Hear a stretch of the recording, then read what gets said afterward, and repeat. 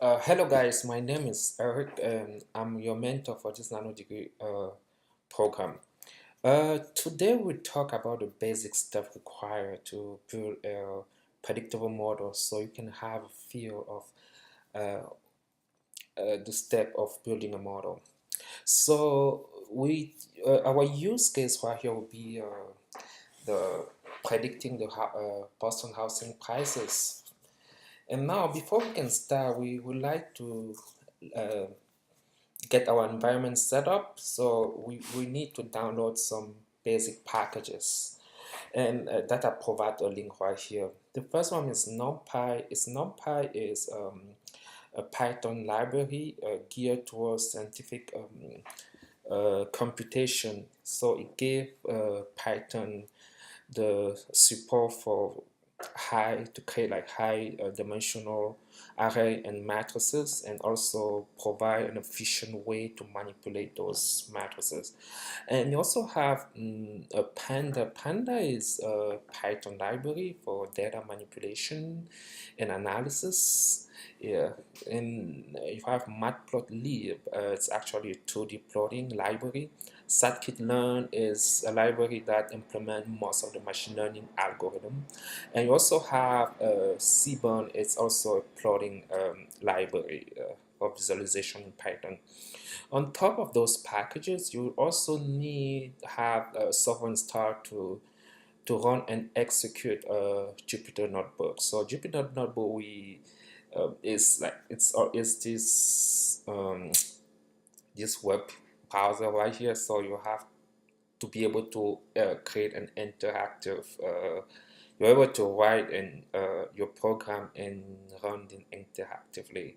If you don't have Python yet, we also recommend to install the Anaconda distribution that I provide a link right here.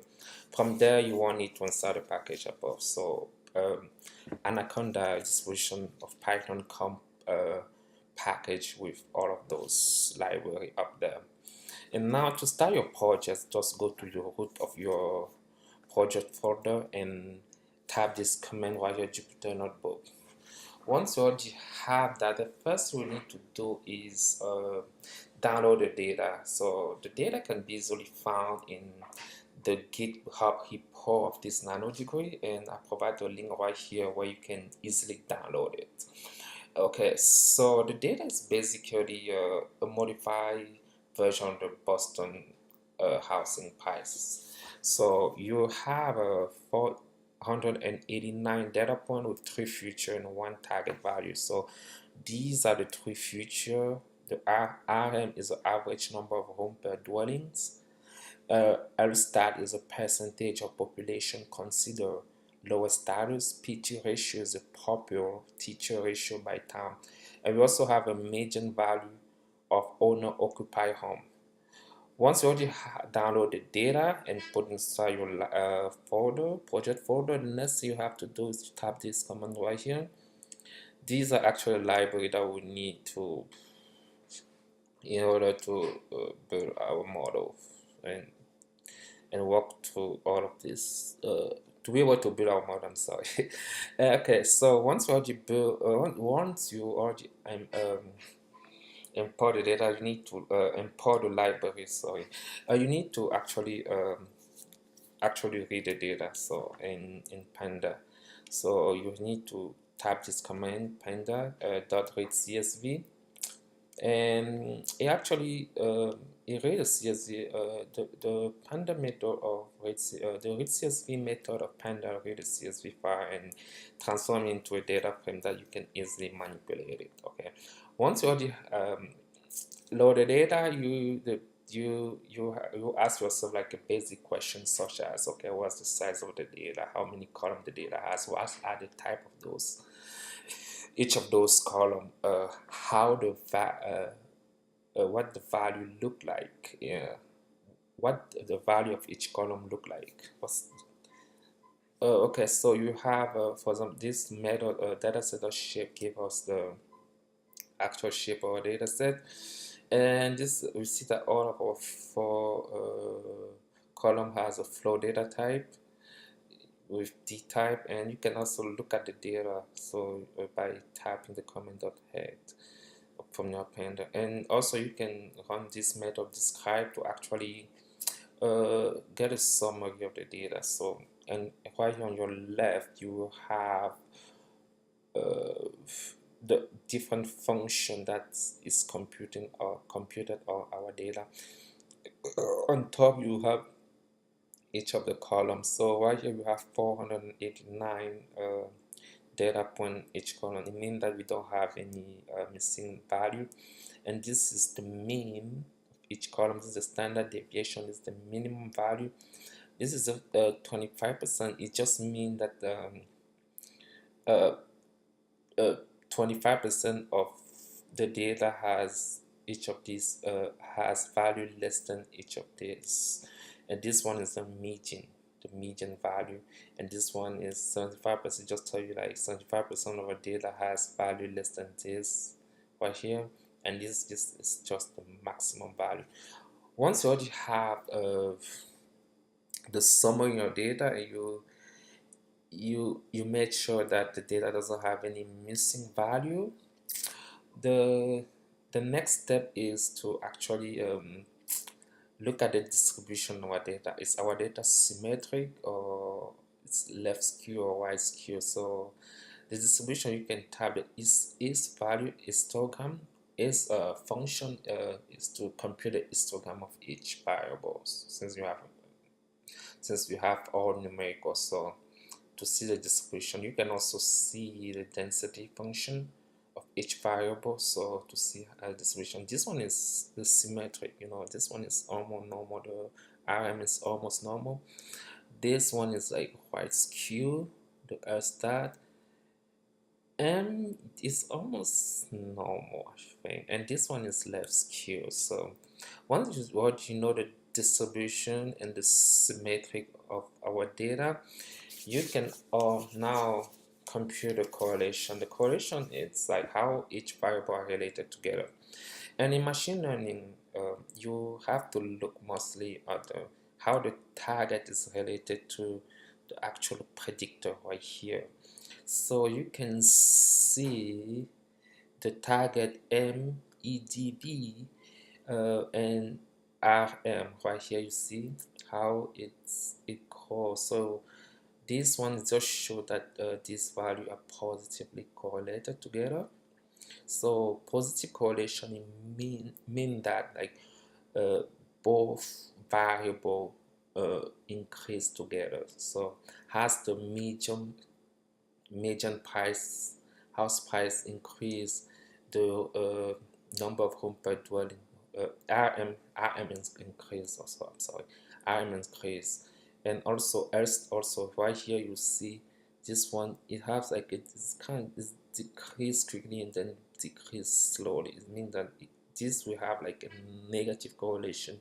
So as the MEDV decrease, else that has MEDV increase, the LSAT value decrease. So, and right here we don't have any, you cannot tell right here, so there's no correlation that you can see. You can also visualize the correlation through the map. This one is easy also to spot also. -1 mean negative correlation, +1 mean positive, highly positive. This positive value mean positive correlation, negative value just mean negative correlation. If your variable is high, it means just like there's almost no correlation. So you can actually confirm what we saw earlier. Right here you have MEDV and RM. You see this color right here, it's somewhere between like about maybe 06 to 08, something like that. So it has a positive correlation, which confirm our first finding. Right here is like almost black, so it's almost a negative correlation, which confirm our second finding. And right here, PT ratio is somewhere here. Okay, so once you already know how the data are correlated, they don't have, yeah, once you know how the data are correlated, and you make sure that they don't have any missing value, now you're ready to build the model. Okay, let's go build our model. So since this is just an introductory uh, lesson, we just gonna do like a basic model. It's like a model we call is like a linear model.